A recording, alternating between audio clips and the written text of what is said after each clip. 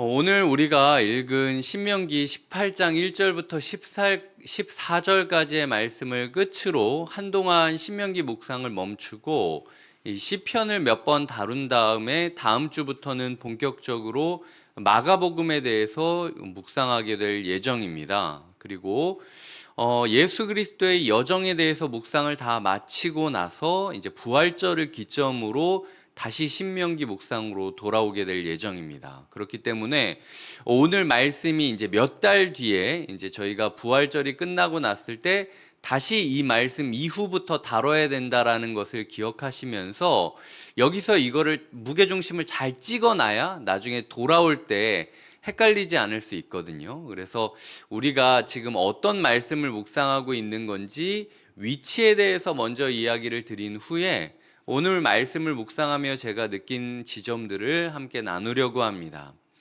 모세의 설교가 크게 세 가지의 설교로 이루어지고 있는데 두 번째 설교가 꽤 긴 부분을 차지하고 있습니다. 오늘 우리가 묵상하는 설교는 두 번째 모세의 설교 중 일부에 해당하는 부분이고요. 그리고 모세가 이제 자신이 떠나고 나서 하나님께서 주실 리더십들에 대해서 설명을 하고 있는데 어제는 왕에 대해서 이야기를 했고 오늘은 제사장 그리고 말미에 약간 선지자 이야기를 하면서 그리고 다음에 우리가 묵상을 하게 될 때에는 선지자에 대해서 본격적으로 언급을 하고 끝나게 됩니다. 그래서 모세의 두 번째 설교다. 그리고 그 안에서 모세가 떠난 뒤에 하나님이 세우실 리더십에 대해 꿈을 꾸게 만드는 시간이다. 왕과 제사장과 선지자에 대해서 말하고 있는 부분이다 라고 생각을 하시면서 기억을 하시면 될 것 같습니다. 오늘 제사장에 대해서 이야기를 하고 있는데요. 제사장에 대해서 뭐라고 이야기를 하냐면 분깃도 없고 기업도 없을 것이다. 그런데 여호와께서 그들의 기업이 되실 것이다 라는 이야기를 하고 있습니다. 그리고 그 다음에는 6절부터 7절까지를 보시면은 6절부터 8절까지죠. 6절부터 8절까지를 보시면 지방에서 이 사명을 받아서 나간 레위인이라 할지라도 하나님께 예배드리고 싶다라는 꿈을 꾸면서 중앙 하나님이 택하신 곳 그러니까 예루살렘으로 와서 아무도 없는 맨 땅에 헤딩하듯이 예배라는 꿈 하나 꾸면서 예루살렘으로 찾아오는 이에게는 갑절의 축복이 있을 것이다라고 이야기를 하죠. 똑같이 예루살렘에서 섬기는 사람들과 똑같은 몫을 먹을 뿐만 아니라 조상들의 것을 팔아서 소유하면서 가지고 오게 된 것 또한 그가 누려야 될 정당한 재산이다라는 이야기를 하면서 예배의 꿈을 위하여 낯선 곳에 온 레위인들을 축복하는 구절이 등장하고 있습니다. 이 마지막으로 9절부터 14절까지는 선지자에 대한 이야기를 하기 시작하면서 이스라엘 사람들 주변에 가증한 선지자들, 가증한 우상 숭배자들이 많음을 이야기를 하고 있고 너희는 이러면 안 된다. 너희 앞에 그런 가증한 사람들을 세울 것이 아니라 여호와 앞에서 완전하라. 즉 우리가 누구 앞에 서 있느냐를 항상 고민하면서 하나님 앞에서 서 있는 법을 날마다 배우고 익히며 적용해야 된다라는 이야기를 하면서 하나님 앞에 서기 위해 도와줄 사람이 누구니냐? 말씀 전하는 선지자들이다 라고 다음 부분으로 넘어가는 교두보 역할을 하고 있습니다. 이 말씀들을 묵상하며 제 마음에 들었던 생각들을 정리를 해보자면 사실 저는 어렸을 때부터 저의 삶 가운데 큰 목표가 하나 있었는데 그 목표 하나는 남의 신세 지지 않고 살았으면 좋겠다라는 생각을 굉장히 많이 했어요. 우리 모두 좀 그런 생각하고 있지 않습니까? 하나님 제가 그냥 뭐 부귀영화를 누리고 싶다라는 건 아닌데요. 그냥 제가 벌어서 제가 먹을 수 있는 정도, 그냥 남의 손 빌리지 않고 저 혼자 잘 살 수 있는 정도, 그 정도면 소원이 없겠습니다 라고 생각하는 것들이 있다라는 거죠. 하지만 하나님께서 저를 부르시고 택하셔서 이끄셨던 곳은 오늘 본문을 그대로 인용하자면 남의 손을 빌지 않으면 살 수 없는 분깃도 없고 기업도 없는 삶으로 저를 초대하셨다라는 것이 참 묘했습니다. 사실 이 부분을 읽을 때 목사에 대해서만 생각할 수도 있겠지만요. 신약 성경은 모든 인간이 존재적으로 레위인이고 제사장이다라고 이야기를 하고 있습니다. 그래서 사실은 존재적으로는 우리 모두에게 해당하는 말씀이고요. 기능적으로는 어쨌든 교회의 녹을 먹고 사는 게 저이기 때문에 저나 다른 교역자들에 대한 고민들도 있다라는 생각들을 우리가 함께 해보면 좋겠다라는 것이죠. 우리 중에서 누군가의 신세지지 않고 싶다라고 하는 사람들이 많이 있지만, 그럼에도 불구하고 하나님께서는 그 레위인들에게 뭐라고 이야기하냐면, 중앙에 있는 레위인뿐만 아니라 모든 레위인들이 다 이런 여러 가지 고민들을 통하여 하나님이 우리의 기업이 되시다라는 걸 고백하기 위하여 이런 조치를 취한 것이다 라고 이야기를 하고 있습니다. 혼자서 잘 살 수 있는 사람은 없다라는 거죠. 우리가 이 시대를 살아가는 레위인으로서 비단 중앙 예배 공간의 중심에 서 있는 교역자뿐만 아니라, 여기 보시면 1절에 레위의 온 지파는 이라고 이야기를 하지 않습니까? 모든 성도님들 또한 예배자 레위인으로서 신세지지 않고 살아갈 길은 없다라는 걸 우리가 인정해야 된다라는 거죠. 하지만 서로가 서로에게 이스라엘 백성이 되어주고 서로가 서로를 레위인으로 여겨주면서 함께 서로의 부족함을 채워줄 때 모든 레위인들이 여호와가 나의 기업이 되신다라고 고백할 수 있는 것처럼 우리 교회 모두가 여호와가 우리의 오직 유일한 기업이다라고 고백할 수 있었으면 좋겠다라는 것이 제가 드렸던 기도입니다. 대부분 교육자들이 이 글을 읽게 되면은 고민되게 되는 지점이 몇 가지 있는데요. 그건 바로 이제 그러니까 오늘 본문을 보면은 뭘 받고 이렇게 이야기를 하고 있지 않습니까? 그렇기 때문에 사실 이제 개인적으로 교육자가 내가 좀 못 받는다라고 생각이 들면 이 구절만큼 유리한 구절이 없습니다. 이 구절을 들면서 좋은 거 가져와야 된다라고 이야기를 할 수 있다라는 거죠. 그럴 정도로 오늘 구절을 보면은 좋은 부위들, 귀한 것들을 레위인들에게 내야 된다라고 얘기를 하고 있습니다. 3절에 보면은 백성에게 받을 몫이 이렇다. 드리는 제물의 소나 양이나 앞다리나 두볼과 위다. 우리 고기가 잘 알고 계시듯이 고기에서 이런 부위들이 나쁜 부위는 아니에요. 찌끄러기 부위는 아니거든요. 하나님께서 그들의 앞에서 하나님께 예배하는 자들에게 귀한 부위를 선물해 줘라 라고 이야기를 하는 거죠. 소위 말해서 이 구절을 가지고 제가 오늘 이제 설날도 다가오는데 고기 하나씩 가져오십시오 이렇게 얘기할 수도 있다라는 겁니다. 그리고 보시면 4절에 내가 처음 거둔 곡식과 포도주와 기름과, 당시 이 처음 거둔 곡식이 얼마나 귀한지, 포도주가 얼마나 귀한지, 기름이 또 얼마나 귀한지 우리가 상상할 수 있지 않겠습니까? 귀한 것들을 가져다 달라라고 이야기할 수 있다라는 거죠. 하지만 제가 확실하게 이야기할 수 있는 건 전 과합니다. 너무 과하게 받고 있고, 성도님들의 그 사랑과 성도님들의 배려와 성도님들의 눈물을 제가 너무 많이 받고 있기 때문에 더 이상 받아봤자 제가 타락할 것 같아서 이젠 안 해도 된다라고 이야기할 정도로 이미 우리 교회 성도님들은 이 부분은 내가 목사님한테 더 드리면 목사님이 힘들다라고 이야기할 정도까지 왔구나. 이 부분에 있어서는 전혀 거리낌이 없어도 좋을 것 같아요. 하지만 제가 말씀드렸듯이 교역자만 레위인이냐? 저는 그렇게 생각하지 않는다라는 거죠. 존재적으로 우리 모두는 다 예배자입니다. 주변을 둘러보셨을 때 내가 아는 저 사람이 예배자로서 예배를 제대로 드리기 위해선 이러이러한 부분들이 조금 필요할 것 같다라고 싶으면요, 기꺼이 도와줄 수 있는 그런 아량이 있어야 된다라는 거예요. 서로를 레위인으로 여겨야 되기 때문에. 반찬 하느라 너무 힘들 것 같다라고 하면은 내가 아는 다락방 식구 반찬이라도 조금 더 해드리고, 아이돌 보느라 아무것도 못하고 예배에 집중하지 못할 것 같으면 오히려 아이돌 봐줌으로 예배에 집중할 수 있도록 도와주고, 이게 아무것도 아닌 것 같지만 레위인이 예배에 집중할 수 있도록 너희가 귀한 것들로 레위인을 섬겨줘라 라고 이야기하는 이 구절을 우리가 서로에게 대입해서 지켜야 될 필요가 있다라는 것입니다. 교회 가운데 한편으로는 그렇다고 해서 교회 가운데 이제 서로가 충분하니까 아예 그냥 쥐어짜고 막 이래야겠다. 저는 이것도 건강하다고 생각하지는 않아요.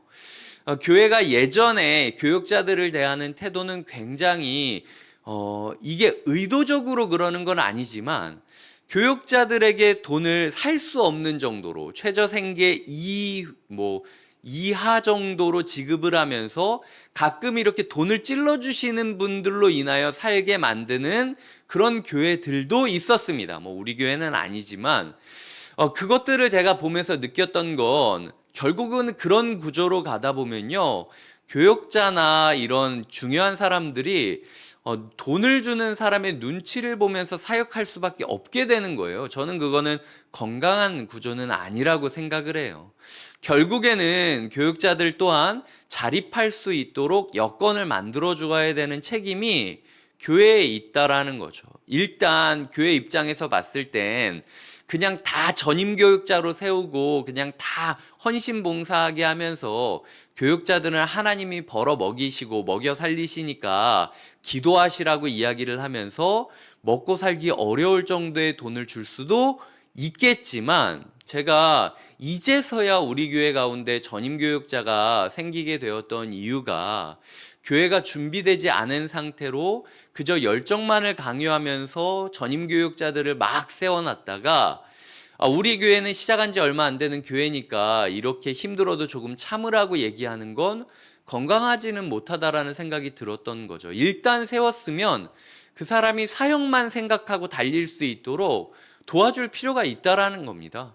이런 균형점들이 우리 삶에 있어야 된다라는 거죠. 가장 귀한 것들을 주지만 그럼에도 불구하고 이 사람만 레위인이다 생각하는 것이 아니라 서로를 레위인으로 여기며 돌봐주는 것도 필요하고, 한편으로는 이 하나님을 위하여 헌신하는 예배자들이 배고파하지 않도록 배려해 주는 것 또한 저희 가운데 필요하다라는 거죠. 저는 이게 예를 들어 이제 최근에 제가 고민했던 부분 중에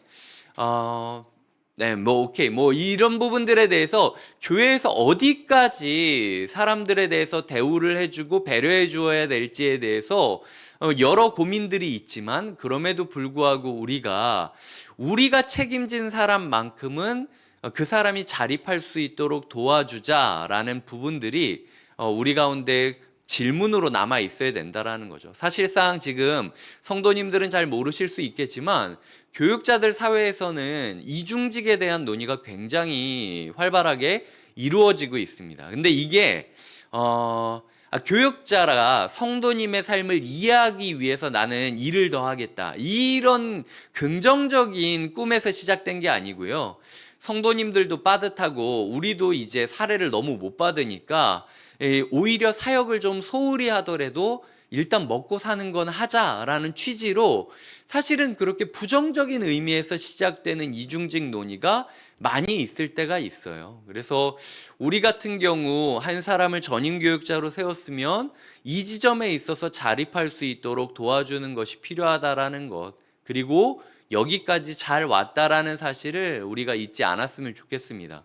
저는 이 구절을 읽을 때 우리 교회 성도님들이 부담감이나 아니면 정죄감을 느끼는 게 아니라 좀 감사와 기쁨을 누렸으면 좋겠어요. 왜냐면은 담임 목사가 과하다고, 이 정도면 충분하다고, 이 정도 이상의 사랑을 받을 수가 없다라고 상상할 정도로 지금 행복하다라고 이야기를 한다면, 하나님 앞에 이런 구절을 읽을 때 오히려 감사와 기쁨이 있고 서로를 향한 긍휼의 눈을 돌리는 게 필요하다라는 것이죠. 다음으로 보시면은 지방에서 이렇게 있었던 사람이 꿈을 꾸고 예배의 꿈을 소망을 꾸고 중앙으로 달려왔을 때 그 사람을 내치지 말아라. 그 사람 또한 동일한 분깃을 주어라. 그리고 그 사람은 2배의 분깃, 지방에서 있었을 때에 있었던 기업과 중앙으로 넘어왔을 때 받아야 되는 사례를 2배로 누려도 된다라고 이야기를 하셨던 것, 저는 이것 또한 저에게 주시는 하나님의 위로의 메시지라고 오늘은 느꼈습니다. 왜냐하면 사실 제가 아무것도 없는 맨 땅에서 헤딩하면서 변방을 막 헤매이고 다녔던 사람이잖아요.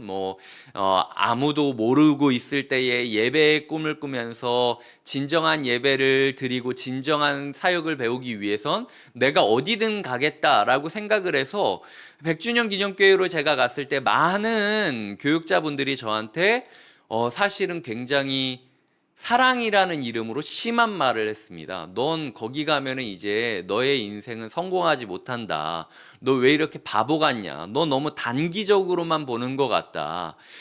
그 교회에서 좋은 거 배우고 이러는 거 좋겠지. 하지만 그게 너의 인생에 평생 벌어먹여 주지는 못할 거다라는 식으로 저를 아는 사람도 그렇고 알지 못하는 사람도 그렇고 네 인생 잘 안 될 거다라고 이야기를 하고 갔던 길이 사실은 100주년 기념교회였어요. 그리고 이제 그렇게 돌고 돌다가 사실은 낯선 꿈을 꾸고 낯선 곳으로 왔던 게 제가 지금 이 자리에 서 있는 거지 않습니까? 제가 예배 하나만 놓고 바른 예배자, 바른 사역자가 되고 싶다라고 해서 사실은 험지를 골라다니겠다라고 이야기를 하고 편한 곳보다 어려운 길을 골라가겠다라고 생각을 했는데 여기까지 와보고 나니까 이만큼 편한 자리가 없는 거예요. 너무 편해서 불안하다고 느낄 정도로. 하나님께서 우리의 삶 가운데 진정한 예배의 꿈을 꾸고 계속해서 도전하면서 낯설음을 무서워하지 않고 그리고 험한 상황, 그 험한 상황을 무서워하지 않고 달려드는 사람에게는 최고의 축복, 2배의 축복을 누릴 수 있게 해주시겠다라는 것이 하나님께서 오늘 우리에게 주시는 약속이라는 것이죠. 그게 오늘 제가 사실은 이 자리에 서서 분당우리 교회 출신이 아니었음에도 불구하고 이 자리까지 올 수 있었던 비결이 뭐냐? 저는 제가 지방 어디에서 사역하던 무명의 선지자가 예배의 꿈 하나만 꾸고 달려오다가 보니까 어느 순간 이 자리까지 설 수 있었다라는 고백을 할 수 있게 되고, 오히려 분당우리 교회에서 시작하셔서 나오신 분은 분당우리 교회만 누릴 수 있는 축복을 누리고 계시겠지만 저는 갑절의 축복을 누리고 있다. 분당우리 교회에서만 누렸던 축복뿐만 아니라 100주년 기념교회, 그 이전에 영동중앙교회라고 하는 모교회로부터 받았던 그 축복들을 2배, 3배 누리면서 이 자리에 서 있을 수 있다라는 기쁨을 고백할 수 있다라는 것. 이게 하나님께서 우리 공동체에 주신 축복이라는 것이죠. 마지막으로 제가 묵상하게 된 것은 여호와 앞에서 완전하라라는 구절이었습니다. 여호와 앞에서 완전하라는 것이 굉장히 무서운 이야기지 않습니까? 우리의 삶 가운데 완전하라라는 말에 초점을 두는 것이 아니라요, 여호와 앞에라는 말에 초점을 두셨으면 좋겠습니다. 그러니까 24시간 여호와 앞에 서 있으라는 거예요. 여호와 앞에 완벽하게 서 있으라는 뜻이 아니라 너의 24시간 중에 가증한 사람들 앞에 서 있는 시간이 없게 하라라는 말이 여호와 앞에서 완전하라라는 말의 뜻이라는 거죠. 그래서 이 구절을 읽을 때 내가 나 부족한데 여호와 앞에 설 수 없다 이렇게 생각하시는 게 아니라 그저 24시간 여호와 앞에 서려고 애를 쓰다 보면 언젠가 여호와께서 여호와에게 어울리는 사람으로 빚어주실 것을 믿고 우리가 하나님 앞에 서 있어야 된다라는 거죠. 아까 이야기 드렸듯 왕과 제사장과 선지자를 통하여 여호와 앞에 서고 싶은 사람들을 이끌어 주시겠다라는 것이 하나님의 약속이기 때문입니다. 말씀을 맺겠습니다. 우리의 삶에 오늘 이 말씀을 보며 비단 교역자만 생각하지는 않았으면 좋겠습니다. 서로를 레위인으로 여기며 서로가 예배를 집중할 수 있도록 우리가 어떻게 배려해주고 도와주는 게 좋을지 교회가 서로를 긍휼히 여기며 함께 예배자가 되어갈 때에 그 공동체는 살 수 있는 거예요. 하지만 동시에 그렇다고 해서 교회에 녹을 먹고 있는 사람들이 어떻게 살고 있는지 관심도 갖지 않고 어련히 알아서 교회가 잘해주겠거니 아니면은 남들도 다 저러니까 뭐 알아서 잘 살아야겠거니 이런 식으로 생각하시는 건 오히려 교회가 건강하지 못한 길로 간다라는 것도 기억하셨으면 좋겠습니다. 우리 교회가 너무 잘하고 있다라는 것에 감사하실 뿐만 아니라 제가 갑절의 축복을 누리고 있다라는 사실을 기억하시며 함께 즐거워하시고 함께 예배의 꿈을 꾸어주셨으면 좋겠고요. 만약 그렇다면 성도님들도 분당 우리 교회에서 누렸던 그 기업과 곁에 있는 교회에서 누릴 수 있는 그 예배의 기업을 2배의 축복으로 누릴 수 있는 축복의 통로 앞에 서 있다라는 것을 잊지 말아야 된다라는 거죠. 그리고 나아가 우리의 삶 가운데 하나님 앞에서 완전하라는 것은 하나님 앞에서 완벽하지 못하면 서지 못할 것이다라는 위협이 아니라 24시간 네가 하나님 앞에 서 있으려고 노력만 한다면 그럼 내가 왕과 제사장과 선지자를 보내어 너를 반드시 하나님께 어울리는 사람으로 빚어주겠다. 결국 그것이 예수님이라는 것을 우리는 알기 때문에 우리가 하나님 앞에 서 있겠다라고 결단만 하면 주님이 알아서 해주실 것이다 라는 신뢰함으로 주님께 우리의 삶을 던지는 하루가 되어야 된다라는 것이죠. 이런 마음으로 오늘 하루를 주님께 드리는 예배자 되시길 주님의 이름으로 축복드립니다. 기도하시겠습니다. 하나님 아버지, 오늘 말씀을 붙잡으며 우리의 삶 가운데 부담감이나 정죄감보다는 감사와 기쁨이 넘치게 하여 주시옵소서. 우리 교회만큼 잘 섬기고 있고 서로를 잘 배려하는 교회가 없고 또 우리 교회만큼 갑절의 축복, 갑절의 기업을 받을 자격 조건이 된 교회도 찾기 어렵습니다. 하나님, 우리가 지금 이 순간에도 기도하며 하나님 앞에 서 있기 위하여 애쓰고 있사오니 하나님, 우리가 주님 앞에서 24시간 완벽하게 주님만 바라보고 살 수 있도록 인도하여 주시옵소서. 감사하고 예수님의 이름으로 기도드립니다. 아멘.